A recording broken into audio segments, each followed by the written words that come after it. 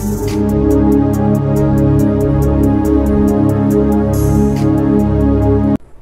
ప్రభువును మన రక్షకుడు అయిన యేసుక్రీస్తు నామమున అందరికీ వందనాలండి. దేవునికి స్తోత్రాలు.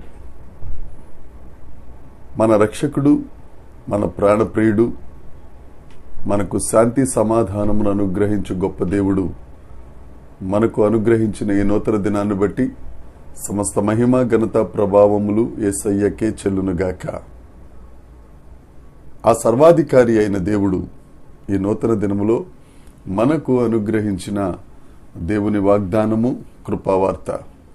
మొదటి సమూయేలు గ్రంథము 12వ అధ్యాయము 22వ వచనం. యెహోవా మిమ్మును తనకు జనముగా చేసుకొనుటకు ఇష్టం కలిగి ఉన్నాడు.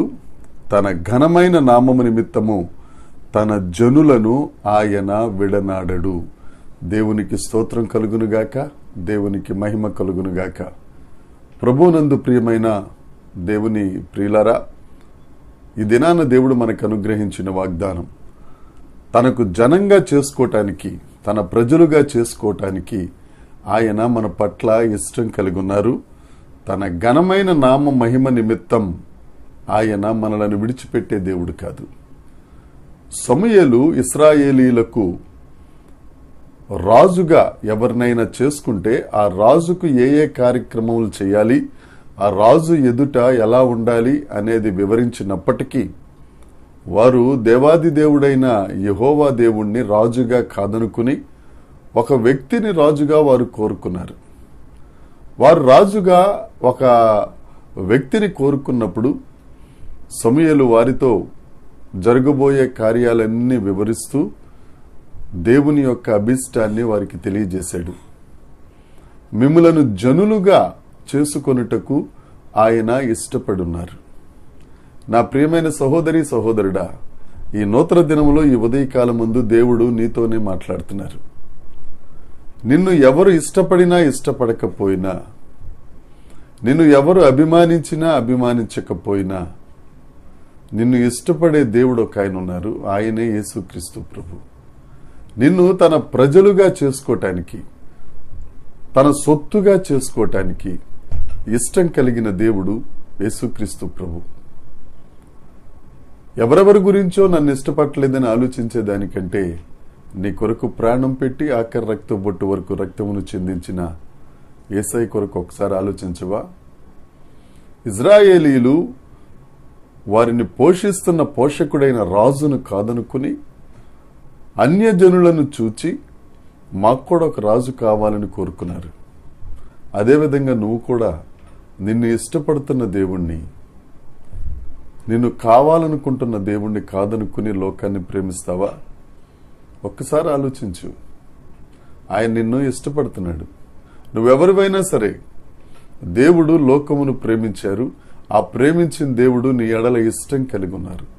ఆ ఇష్టం నిన్ను తన జనముగా చేసుకుని నిన్ను విడువక ఎడబాయక కాపాడుటకై ఆయన నీ యందు మనస్సు కలిగి ఉన్నారు. ఎవరో నిన్ను ఇష్టపడట్లేదని, ఎవరో నిన్ను పక్కన పెట్టేశారని, ఎవరో నిన్ను తక్కువ చేసి చూస్తున్నారని దిగులు పడి, వెదనపడి, ఆవేదన చెంది ఆరోగ్యాన్ని ఎందుకు పాడు చేసుకుంటావు? సృష్టికర్త అయిన దేవుడు నిన్ను ఇష్టపడుతున్నాడు. ఆయన నిన్ను విడిచిపెట్టే దేవుడు కాదు. నీకు కావలసిన సమస్తమును ఇవ్వటానికి ఇష్టపడుతున్నాడు. ఒక మాట చెప్పమంటారా?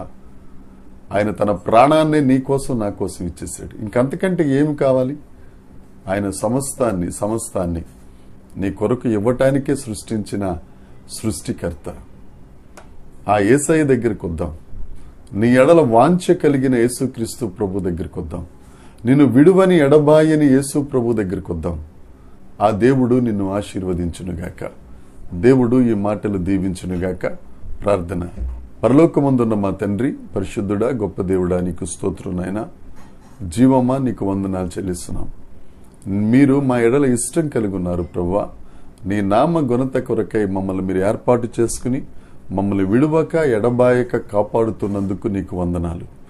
దేవ, ఎందరైతే ఎవరూ లేరనుకుని బాధపడుతున్నారో వారందరినీ నీ చెంతకు చేర్చుకుని నీ కౌగిలిలో ప్రభువా భద్రపరిచి వారి ఎడల ఇష్టం చేసుకుని వారిని విడువక ఎడబాయక కాపాడుమని, మహిమ పొందుమని మా ప్రభువును మా రక్షకుడైన యేసుక్రీస్తు నామమున ప్రార్థించి అడిగి వేడుకొనుచున్నాము తండ్రి. ఆమెన్. దేవుని కృప మనందరికీ తోడై ఉండునుగాక. Amen, amen, amen.